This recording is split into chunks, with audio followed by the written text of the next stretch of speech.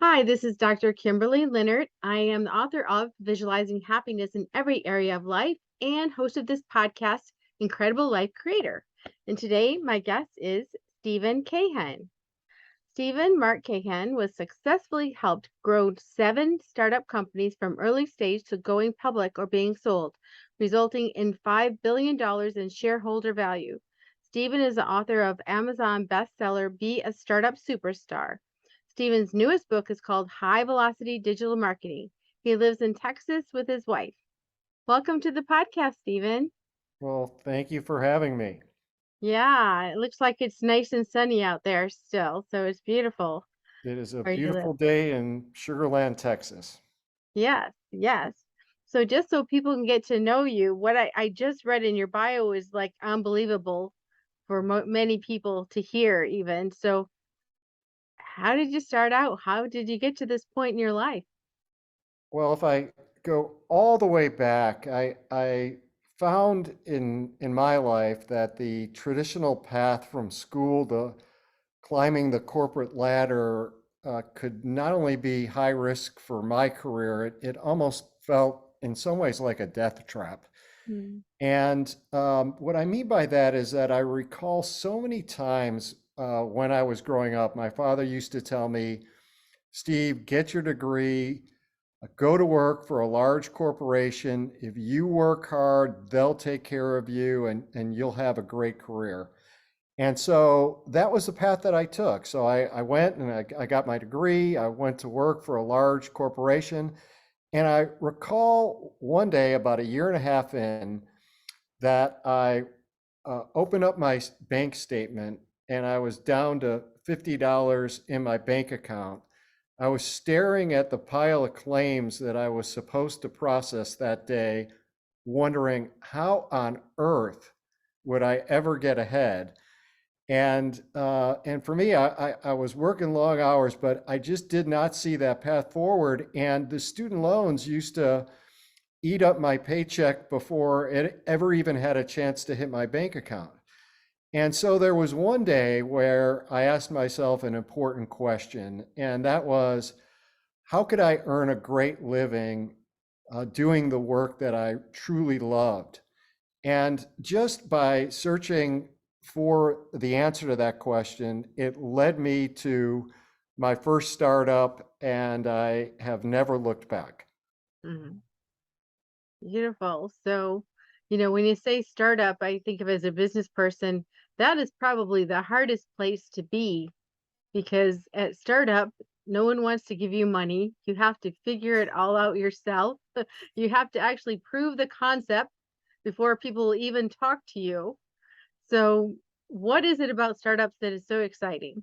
Well, for me, when I say startup, and it's interesting because when I talk to a number of young professionals as well as graduate students at a number of universities. And when you mention the word startup, the first thing that comes to their mind is me starting up my own company. And actually, what I did was I looked for smaller startup companies that had already been established at least at some level. And so, like, you can look at the United States Small Business Administration, and they'll say that it's a startup is a business that has been around for under a year and in the formative stage. But I found that that actually is a poor way of defining a startup. And the definition that I love is from someone that I got a chance to know. His name is Doug Irwin, who's chairman of a venture capital organization. And he defines a startup as sort of the last frontier for outlaws. It's a place where nonconformists can live, create, and sell their ideas. And to me, it's like, how cool. Who doesn't want to be involved in that? A place Mm. where you sort of get to be the rough riding rebel running circles around the larger bureaucratic companies. And so it's really, for me, a startup is it's a mindset, it's a culture, it's typically a small team of crazies that are hell bent on changing the world. And it's that type of environment that was just super motivational for me, and one that entrepreneurs tend to thrive in. Hmm. So when you went to this first startup, what was your role there? So first of all, I made the all the mistakes that that I've learned over the years of how to pick startups. But one of the great things about a startup, at least in my view, is that the barriers for advancement are few, and you're not in a small pigeonhole role. Now, certainly there's higher risk. In my case, I had the opportunity to follow my passion, which was moving into more of a marketing role. And what made it so great was that, like, I was the first and only person in marketing. Hmm. And so what that really meant was that I got to sink my teeth into, like, if it was going to get done, I had to do it. Hmm. And so I got a chance not necessarily to be pigeonholed in a smaller function within marketing, but actually to to actually learn by doing in a variety of core marketing functions. And that really enabled me to build a depth of expertise, just given the opportunity to dig in and go learn sort of by the trial and error approach, but also being a little bit sort of seeking to learn from great mentors, or if I read articles about organizations and other marketers at organizations that were achieving great results, at least at that time. Now, at that time, it was a little bit harder to get a hold of them. You'd have to pick up the phone and call, as Hmm. opposed to maybe send them a LinkedIn instant messenger. But I try to learn from some of the best and the brightest. And certainly when you do that and take responsibility for your own learning, and you are working with other like-minded entrepreneurs, it just gives you a great chance to learn and grow, and to do that very quickly. Hmm. And you mentioned something that was going to be my next question. Mentors. Was there any certain mentors along the way that really helped you kind of hit those goals that you wanted to hit? One Yeah, specific person or absolutely. many? Yeah, many mentors. And what I found is that your mentors change as you grow within your career and your life changes, because a good mentor mentee relationship, there's sort of give and take on both sides, and both people actually learn and grow. Mhm. And so I always went to seek mentors who had achieved the type of success that I desired to achieve. Mhm. And one of the things that I learned, and that I think a lot of people don't do actually, is to actually reach out to folks who are, maybe they've achieved great success. And what I found, and certainly how I feel, is that folks who have achieved great success, that have traveled down the roads that you want to travel, they know that people helped them along the way.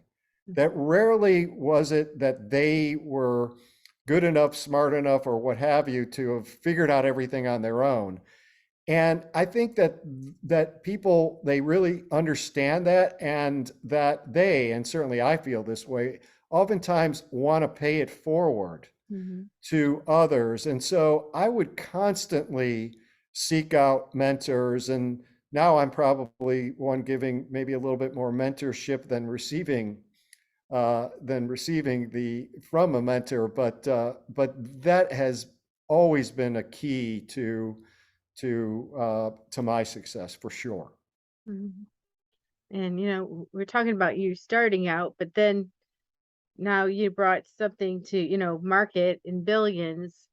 So how do you know, or do you know if your company is going to hit that high level? What are some of the signs that you're going in the right direction?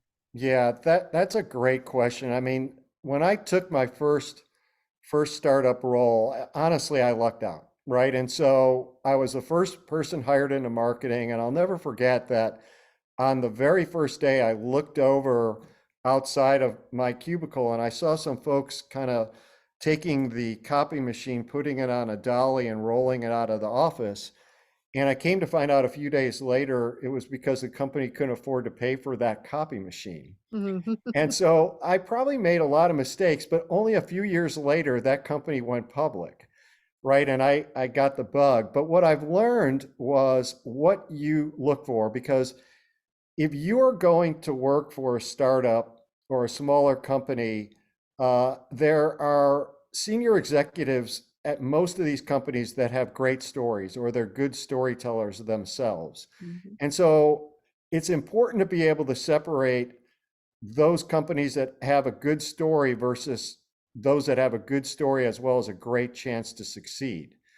And Mhm. so here's what I look for. The first thing that I look for is quality people that share the same values. So, and that is often overlooked, right? And so people reflect the company's culture. And if you don't think you could trust and respect and admire the people that you will be working with and for, you really need to move to another option. And I look for managers, for leaders who really rock your world, right? And that's not just about like a mission statement. It's really about people who can not only, you sort of talk with them and you could see what their value system is, but, you could kind of learn that also by reading the blogs that they post Mhm. and things that are online about them. So first I look for the quality people that share similar values. The second thing that I look for is a concept that fills a big market need, right? Because here, what you're really focused in on and what I differentiate is that buyers oftentimes don't spend money on nice to solve problems. They spend money on must solve problems.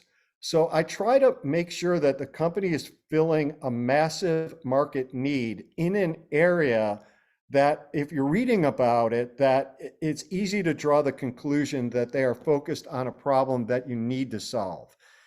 And when you look at a company with a big market need, I don't view it as like one, like if someone's telling you, gee, we have no competition, we're just better than all the rest. Like to me, that's a major red flag, right? I don't worry about the competition. I don't worry about big, tough competitors at all. I worry if they don't exist, Mhm. because that oftentimes is an indicator that there isn't a big market need. And you could find out, there's lots of analyst reports right online just simply by Googling. The third thing that I look for is a great product that I believe in. So I try to do my research and make sure that the ideal target customer of that company's products, that they believe in it, but also does it pass the sniff test for me, right? Mhm. Is it something that I believe in? Would I recommend or choose it myself and feel good about it? And at the end of the day, if you can't feel passionate for what the company does, whether it's a product or service, and your role in creating it or marketing it or selling it or whatever it might be, then if you can't get behind it with enthusiasm, I think it's something that you want to move on from.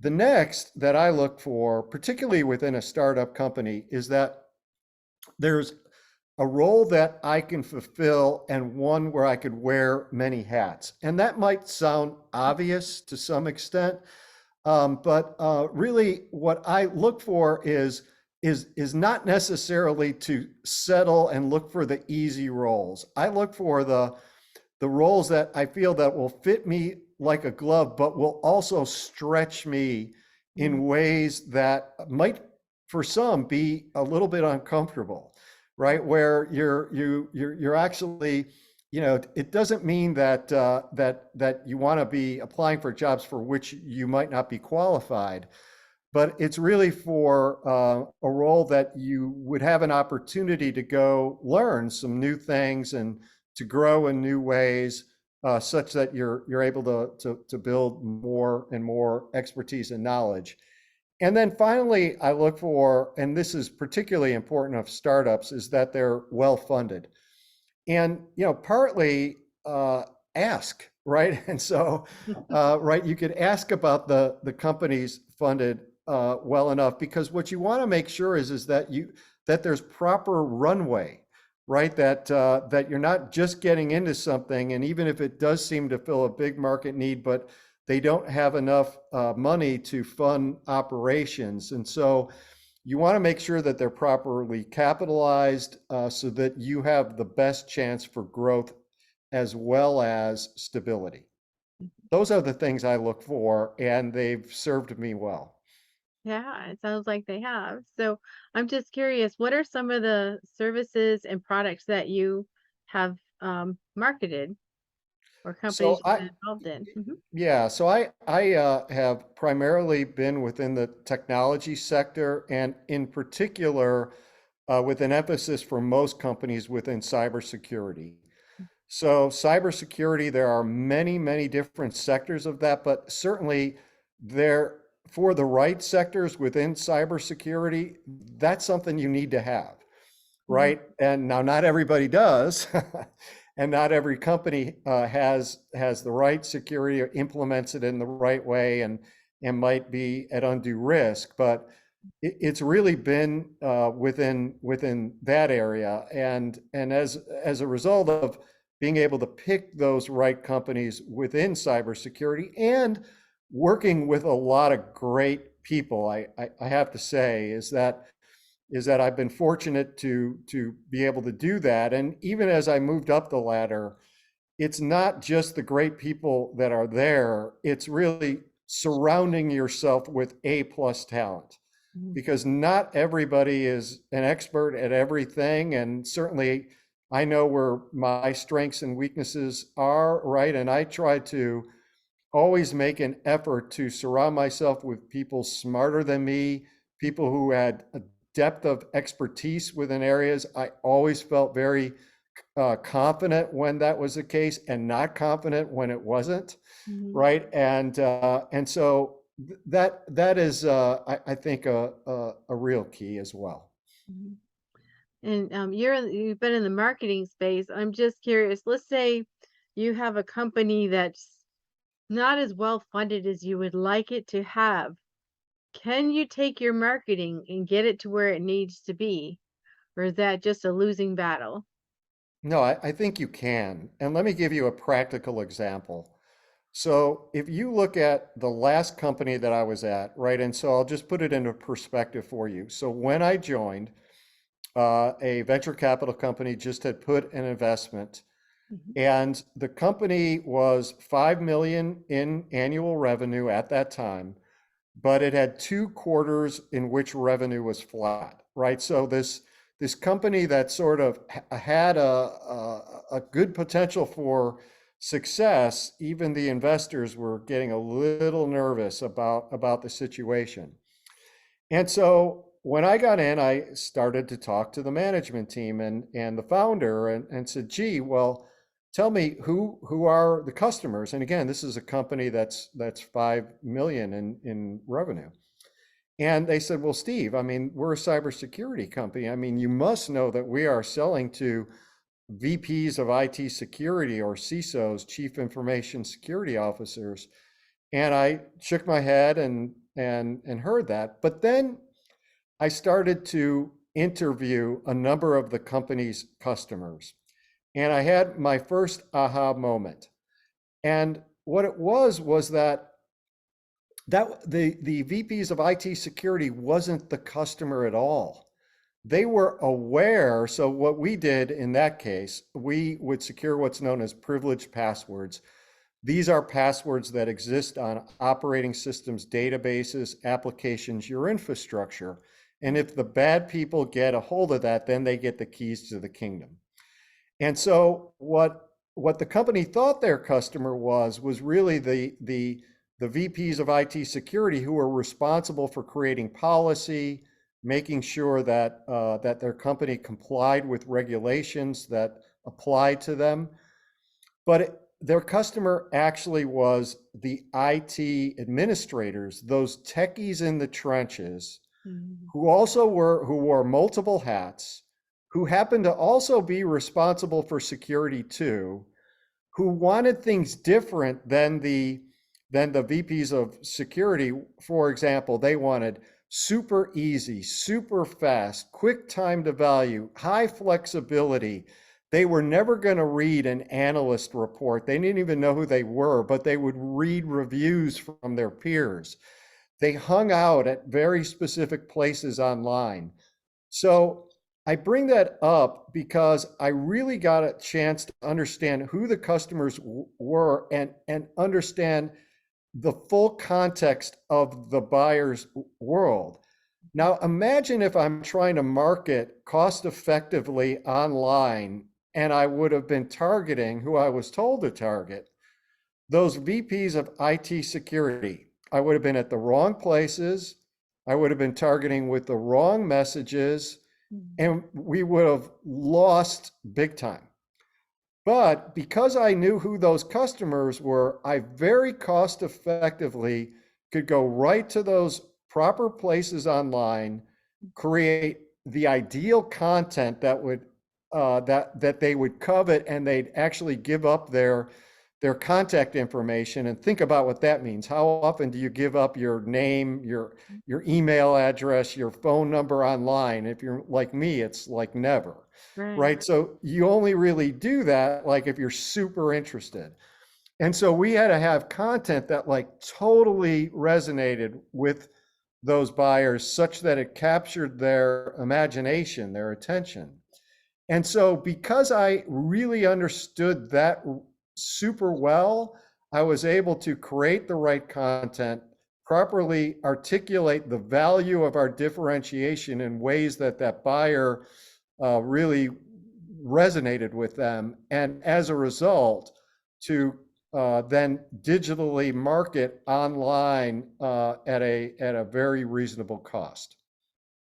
Yeah. And that is amazing. And what I'm hearing from that is sometimes you have to leave your office and go out into the field and see who's Absolutely. out Like, there raising their hand. yeah, it's just so amazing how infrequently that happens. And now in the work at home sort of way of things, it's even less frequent. And and and then a lot of times people don't ask the right questions, Mm. right? And so when you're talking with customers, what I find with a number of companies that I talk to is they ask questions in a way that, and they don't do it from a bad position, right? But they that sort of steer the customer or the prospective customer in ways in which they'll get answers that just so happen to align with the product that they sell, Mhm. rather than asking some questions that really help to inform them. Let me give you an example. Um, So, one of the questions that people almost never ask, that I always ask, are questions around the status quo. Like, because a lot of times you don't lose business to a competitor, you lose business to the company or your buyer just thinking that, gee, what we're doing today is good enough, Mhm. right? Like, why should I switch? Like, why should I buy your stuff? Things are okay, Mhm. right? And so you really have to understand the status quo and how it might not be sufficient and what are some of the challenges associated with that. And that understanding and asking some of those questions just on that category alone is something that most organizations don't do. Another one is like asking, a lot of companies will ask questions about the benefits that their target buyers might want to achieve, Mhm. but then they fail to ask the follow-up question, which is so important. So a benefit could be like saving time or something like that.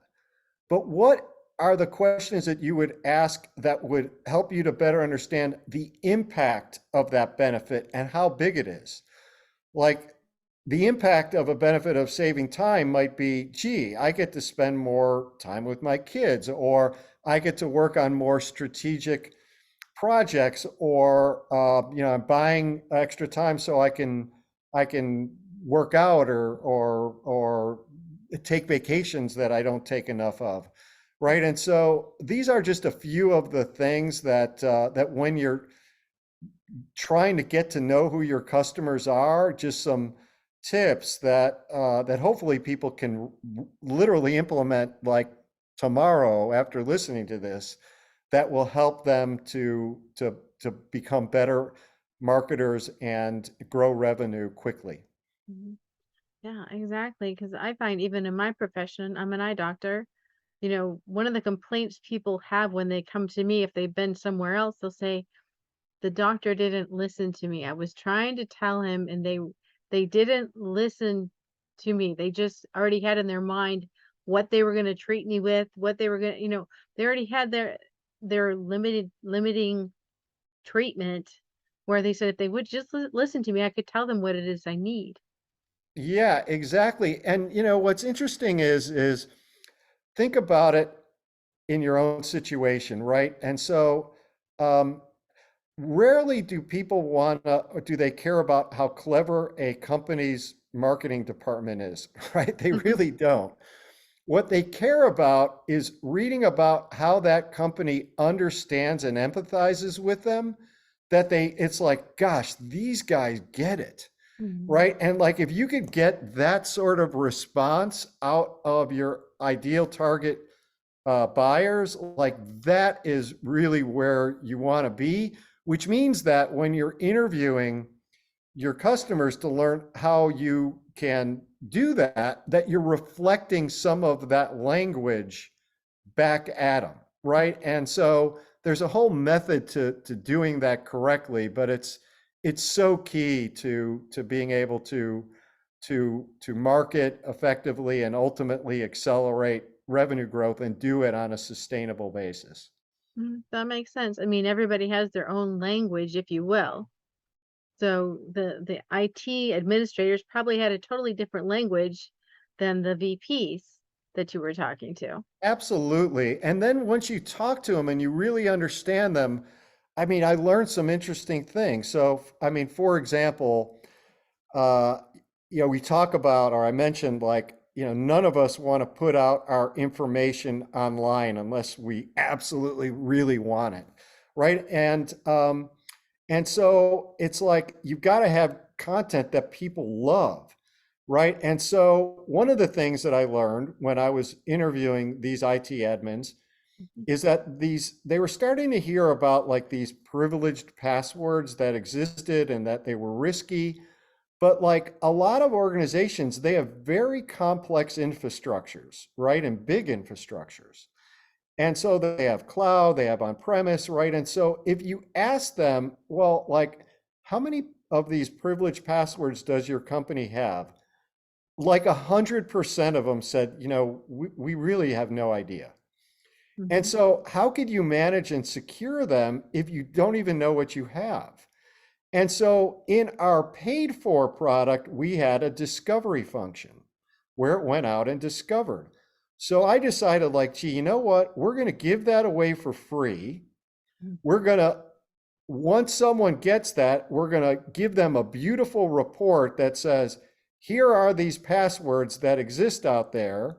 Here's the risk that you actually have. If you want to go deal with it themselves, here's what you would do. And of course, no company really manually wanted to solve for that, Mhm. right? And then we would do things like, based on that risk, we would give them a grade like they were in university, like A through F, right? And so, and it can't be like marketing BS, like people sniff through that in a heartbeat. It had to be real good methodology behind it. So we'd give them a grade.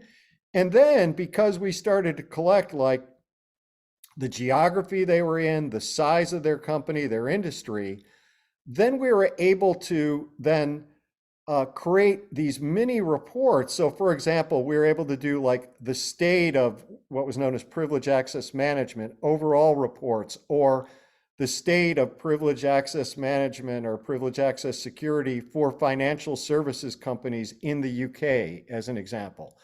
So we were able to get very targeted.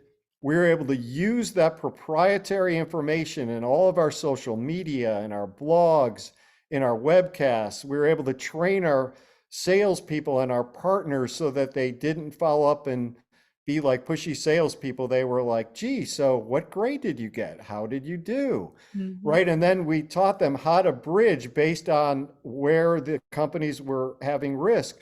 Would you be interested in learning how we might be able to help you? Right. And so it changed the whole dynamic of the relationship that we had. And and they viewed us as a real partner.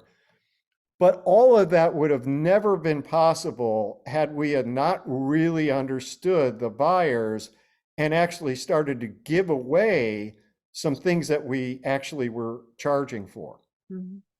Well, when you're talking about that, first of all, I'm thinking you demonstrated to them that you have the data. That part makes you feel secure, but also you're going in empathetically saying we want to help. But as you're talking, I was just feeling this feeling of safe, which is what you want with cybersecurity. You want safe. And it's like, that makes me feel safe that you have all the data. You know where the passwords are. You know how many there are when they have all this unknown. Yeah, that's exactly it. And then, I mean, also, we knew our customers, we knew that they wanted simplicity, ease, quick value, right? And so then we extended it to the next level. So, for example, our product documentation was like 25 pages. And, you know, a lot of people don't like reading the documentation, but we had it and it's 25 pages.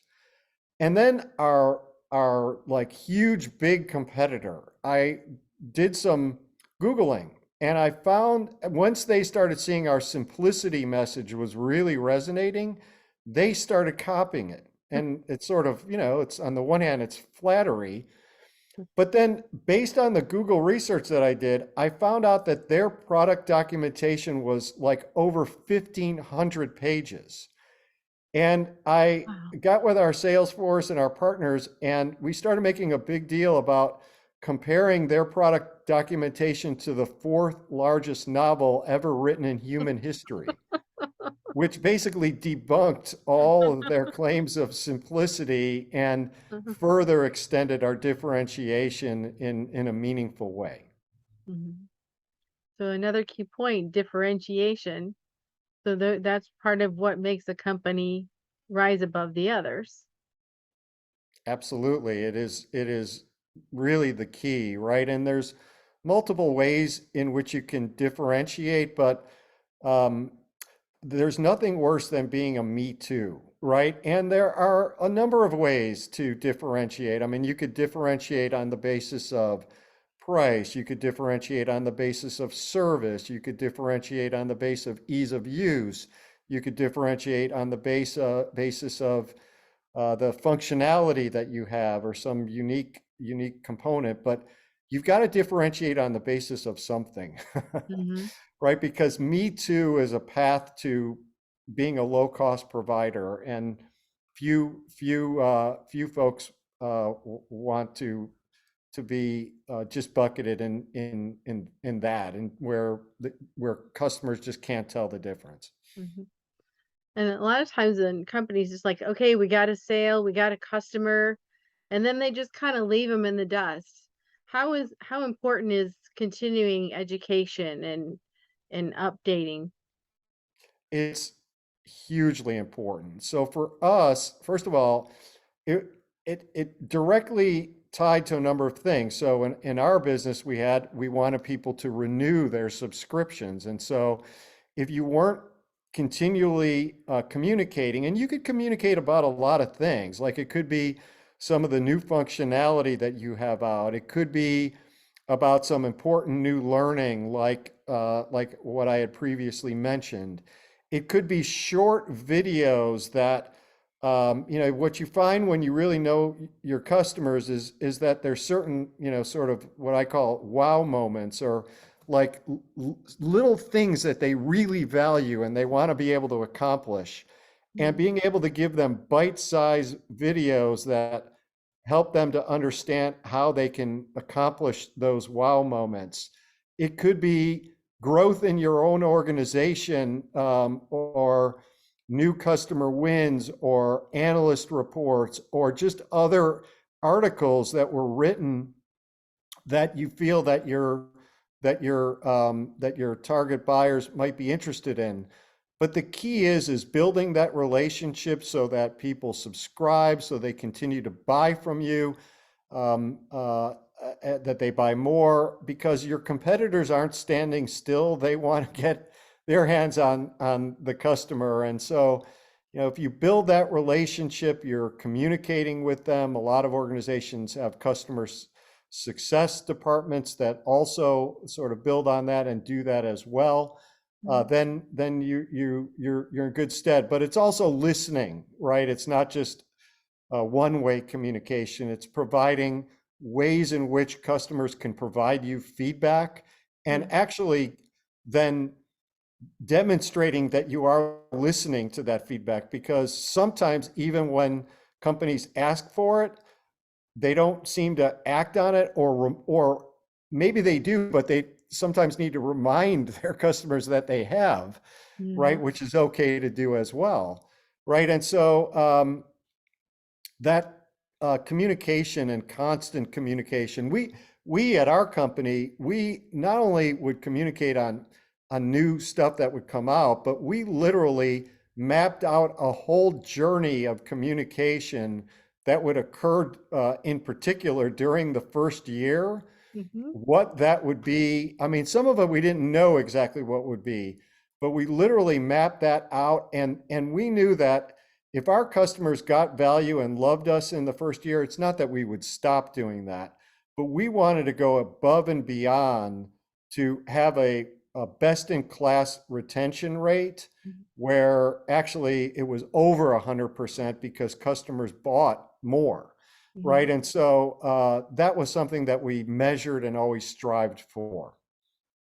Wow. So I have a question that's kind of going in a little bit of a different direction. So the company you're talking about, and many companies, very technical, you have to have highly skilled people doing the work.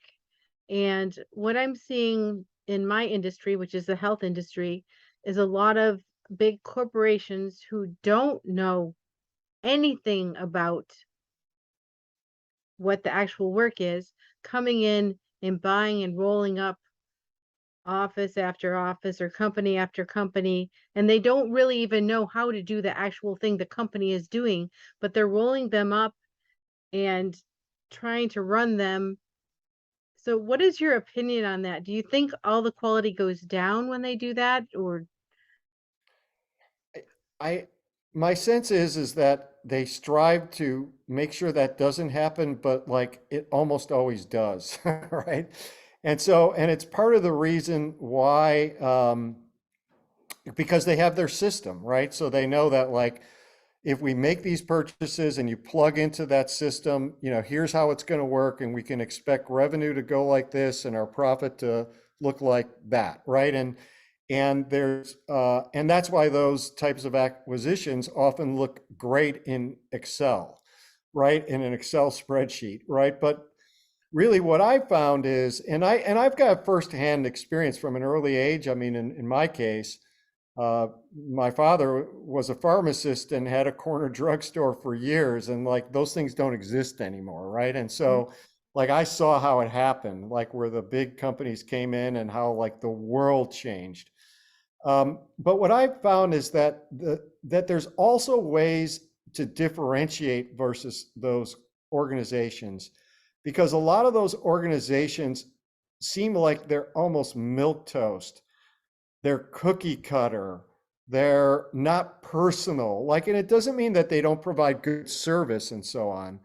But I really feel that like organizations that could communicate out a personality that then often gets, and it may even be a little quirky, it may be something like super fun, like, but it can't just be the marketing communication. It's got to be actually how, when you walk in the office, or how people, it's almost like what people thought, and I think this is changing a little bit, but like of Southwest Airlines in the day, like, Hmm. you board a plane and the people serving you didn't sound like United or American, and they acted differently, and they almost sort of assumed like this personality, Uh-huh. whether or not they actually had it, like they acted like they had it when you were on the plane anyways.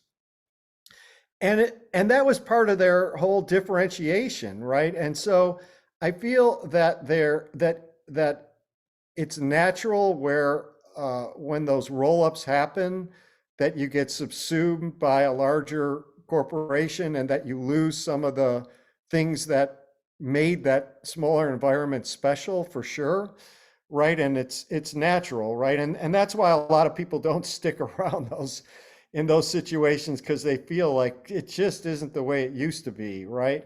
Hmm. And so, but I think even for those companies that still exist, that I think Southwest Airlines, that example, provides a good clue, right? And by the way, they're not necessarily the least expensive anymore. You Hmm. could look at, in some cases they are, but in other cases you could find some other competitive fares. And so but they've still got this aura of differentiation. And I think that lesson of what they sort of showed the world could be applied to those organizations that are even competing with those large sort of conglomerate roll-ups. Hmm. All right. Well, thank you for answering that because I was wondering how it all fit in there. So now you have written a couple books. Why don't you tell us about your books and what they're about?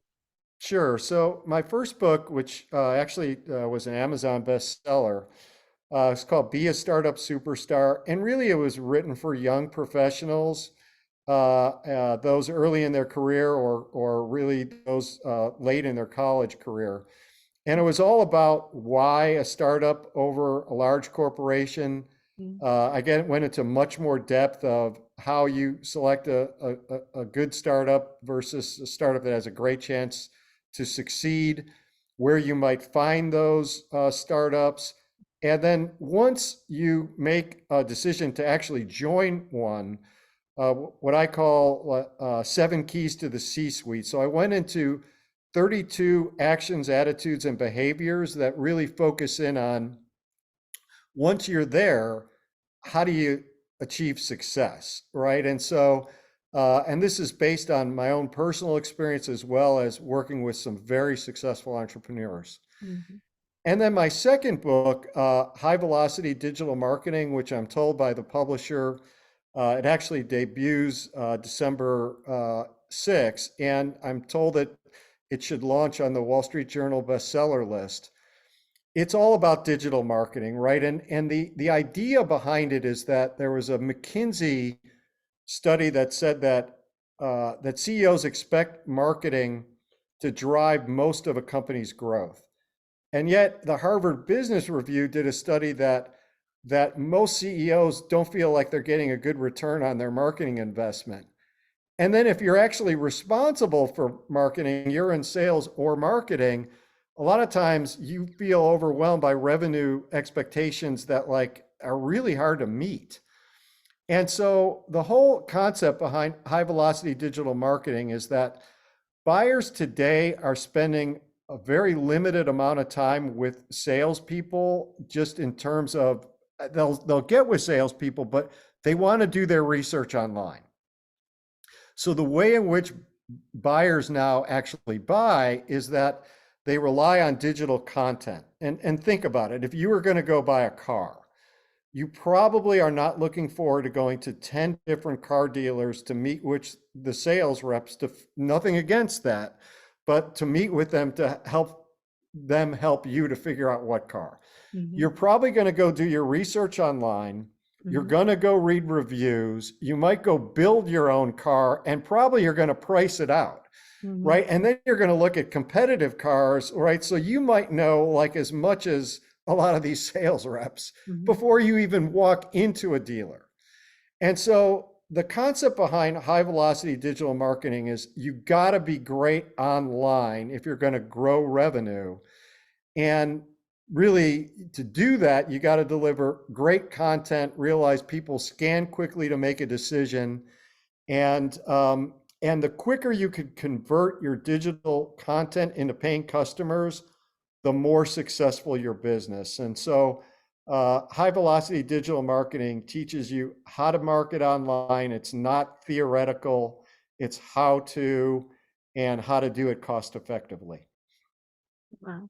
So are you talking about just websites, or are you talking about ads, All different? of it, right? And so, like, even, a lot of times, uh, uh, even Google, right? A lot of people, like, they're like stumped. How do I get great on Google? Like, why can't my rankings move up? Mhm. And there's like 400 page books on that, right? And so, like nobody's going to read that unless you're like a SEO expert, right? So, like, I talk about like things in plain English that people could actually learn and do. It might not change the game, like in this particular example, day one, but it will put you on a path. We always punched far above our weight class on Google, and there was a whole method to the madness of how we did that, and I explained that in the book. Okay. So I have a more of a personal question. Do you have any practices you do, or anything? A lot of people talk about mindset or morning practices, or, you seem like a really focused person. So is there anything you do that keep you centered or keep you focused? Well, so I mean, just I am sort of, I guess, a little type A, right? But I'm also a pretty analytical person. Like, I'm someone who's definitely into the numbers and making decisions based on the metrics and the facts and so on. And so for me, just putting that as a backdrop. But what I have also learned is that I think a couple of things. One is that there's no substitute for hard work. So there's one way to the top, and that's with and through hard work. I think that those who are persistent have great tenacity, because there's gonna be bumps in the road, right? I mean, constant, and it sucks. I know. I mean, I have them myself all the time too, but it's not being thrown by those. It's realizing that those bumps are going to be out there, and that you've got to be persistent and tenacious and keep your eye on the goal that you're trying to achieve. But sort of, it's doing that, but also keeping this in mind. And I'll mention this, like, for listeners, like, so a lot of people, not everyone, but if anyone sort of lives their life through their online calendar a little bit, like they book meetings or stuff like that, it's like, I challenge everyone right now who might be listening to go look at their own calendar. And probably what you'll see is like a lot of nonstop meetings or a lot of stuff. And what I've learned is that you really got to protect your calendar. And so, given someone that myself that could easily be sucked into a lot of different things, and I enjoy it, right? Is that I've learned that you've got to block time in your calendar, which I do in advance, for your family, whether that's kids' games, whether that's being home for dinner, or coming in a little bit later, being available for breakfast, or it could even be for time to think strategically. Like, I read an article about Bill Gates, and I remember him talking about how his calendar was like crazy nonstop back-to-back meetings every day. Mhm. And one of his big aha moments is when he befriended Warren Buffett, and he saw Warren Buffett was the opposite. And what he started to learn was that, gee, I've got to start blocking time for myself, protecting my calendar, and and and oftentimes that's scheduling. Like, if you want to work out at lunch, block out time for lunch, right? Mhm. And, it may be not realistic to, there may be times where you've got to violate that and maybe, not being driving yourself crazy where if you did that, it's the end of the world. But I think that while there's no substitute for hard work, there's no substitute as well for having some sort of work-life harmony. And I think that that is so important. And by protecting your calendar, Mhm. you could do something proactive to actually go build the type of work-life harmony that you're after. Beautifully said. Thank you. So, if people wanted to connect with you, where's the best way to connect and where can they find your books? So my books are available wherever you buy books online, Amazon in particular. People could reach me in going to my website, which is beastartupsuperstar.com. And then oftentimes if it's well written and that I also respond to LinkedIn Messenger. Okay, thank you. So now a personal question. What gives you the most happiness and fulfillment in your life at this point? Oh, hands down, that's easy. Grandchildren. Mhm. Yeah, and so that it's like it's the greatest gift any person can have is grandkids in just as good or if not better than your own children in that it's like now you get a chance to even based on all the learnings that you've done to be even better, be even more present for them and to have fun and Mhm. so it grandchildren absolutely. Beautiful. Well, thank you so much for being on this interview today and for all your wisdom and it's been awesome. Well, again, thank you for having me. Yes, yes. I have one last question before we finish. What is your best advice on living an incredible, amazing life? My best advice beyond protecting your calendar, which a lot of organizations or a lot of people just don't do, is I think it's realizing that you have everything you need to achieve the success that you desire to achieve. And I think that oftentimes what stops people is maybe a lack of confidence that they might not go take that risk Mhm. or go try something new. And I would just, be courageous, dare to take that risk, go try something new. You might be surprised that you'll find something that you absolutely love. I love that. Thank you so much, Stephen. Thank you. Yep, we'll talk to you again soon.